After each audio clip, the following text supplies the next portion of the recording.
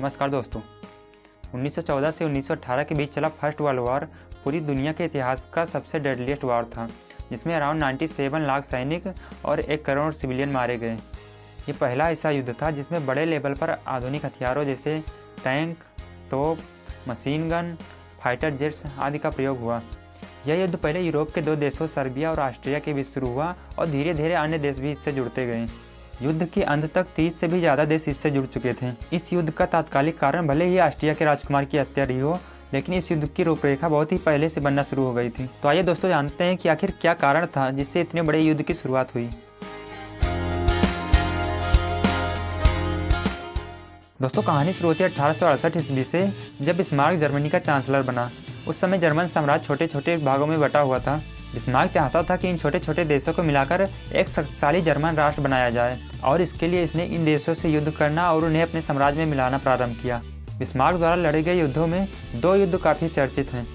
पहला ऑस्ट्रिया के साथ लड़ा गया सेडोवा का युद्ध और दूसरा फ्रांस के साथ लड़ा गया सेडान का युद्ध।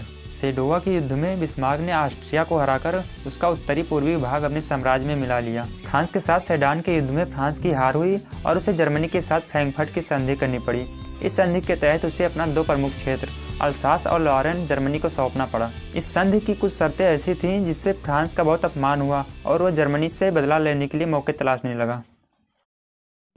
बिस्मार्क को पता था कि अगर फ्रांस को ऐसे छोड़ दिया गया तो आगे चलकर बदला जरूर लेगा, तो इससे बचने के लिए बिस्मार्क ने कूटनीति का सहारा लिया। उसने उस समय के 2 देशों रसिया और ऑस्ट्रिया को मिलाकर एक ग्रुप का निर्माण किया।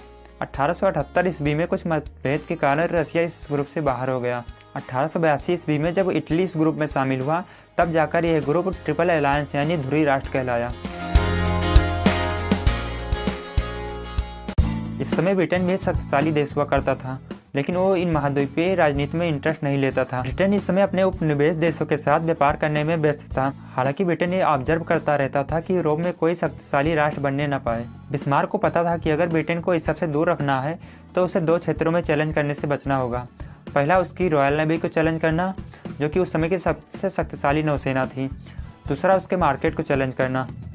लेकिन 1890 ईस्वी में जब विलियम केसर सेकंड जर्मनी का सम्राट बना, तब उसने बिस्मार्क को रिजाइन करने के लिए मजबूर किया और उसके जगह पर एक नया चांसलर नियुक्त किया। बिस्मार्क ब्रिटेन को जिस क्षेत्र में चैलेंज करने से बचता था, विलियम केसर ने उसी क्षेत्र में ब्रिटेन को चैलेंज करना शुरू किया। विलियम केसर ने सबसे पहले ब्रिटेन की रॉयल नेवी को चैलेंज किया। वह ब्रिटेन की रॉयल नेवी से भी शक्तिशाली नौसेना बनाना चाहता था, हालांकि वो सफल नहीं हुआ। इसी समय जर्मनी में इंडस्ट्रियलाइजेशन की शुरुआत हुई थी और उसे एक बड़ा मार्केट चाहिए था, तो उसने ब्रिटेन के मार्केट को चैलेंज करना शुरू किया। इससे ब्रिटेन और जर्मनी में दुश्मनी और अधिक बढ़ गई। 1907 ईस्वी में ब्रिटेन, फ्रांस और रसिया ने मिलकर एक ग्रुप का निर्माण किया, जिससे ट्रिपल एंटीटी यानी मित्र राष्ट्र कहा गया। अब यूरोप 2 भागों में बढ़ चुका था, एक मित्र राष्ट्र, एक ध्रुवीय राष्ट्र। इन 2 ग्रुपों में अब एक दूसरे से शक्तिशाली बनने की होड़ शुरू हुई।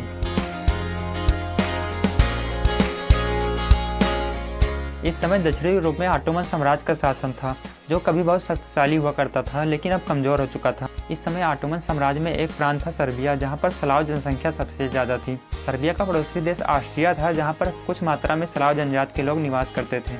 रसिया सर्बिया को हमेशा भड़काता रहता था कि वो एक आंदोलन करे और ऐसे देश की मांग करे जहाँ पर सिर्फ और सिर्फ स्लाव जनजाति के लोग हों। इससे ऑस्ट्रिया को चिंता होती थी, क्योंकि उसे पता था कि अगर ऐसा हुआ तो उसके यहाँ भी स्लाव आंदोलन करने लगेंगे। जब ऑस्ट्रिया को पता चला कि यह काम सर्बिया रसिया के कहने पर कर रहा है, तो रसिया और ऑस्ट्रिया के बीच दुश्मनी बढ़ गई। जून 1914 में ऑस्ट्रिया के राजकुमार आर्कड्यूक फर्डिनेंड और उनकी पत्नी बोस्निया की राजधानी हर्जेगोविना गए हुए थे, जहाँ पर सर्बिया के एक ग्रुप ब्लैक हैंड ने इन दोनों की हत्या कर दी।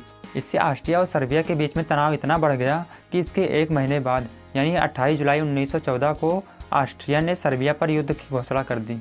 जब सर्बिया की सहायता के लिए रसिया आगे आया, तो ऑस्ट्रिया की सहायता के लिए जर्मनी भी इस युद्ध में शामिल हो गया और धीरे धीरे एक के बाद एक देश इस युद्ध में शामिल होते गए। जब इस युद्ध की घोषणा हुई तो लोग बहुत खुश हुए। लंदन और पेरिस में तो लोग सड़कों पर आ गए और जश्न मनाने लगे। उन्हें शायद यह अंदाजा नहीं था कि यह युद्ध कितना भयानक होगा, और शायद यही कारण था दोस्तों कि प्रथम विश्व युद्ध के पहले जो जनता सैनिकों पर फूल बरसा रही थी, वही जनता दूसरे विश्व युद्ध के पहले अपने घरों में बैठकर रो रही थी।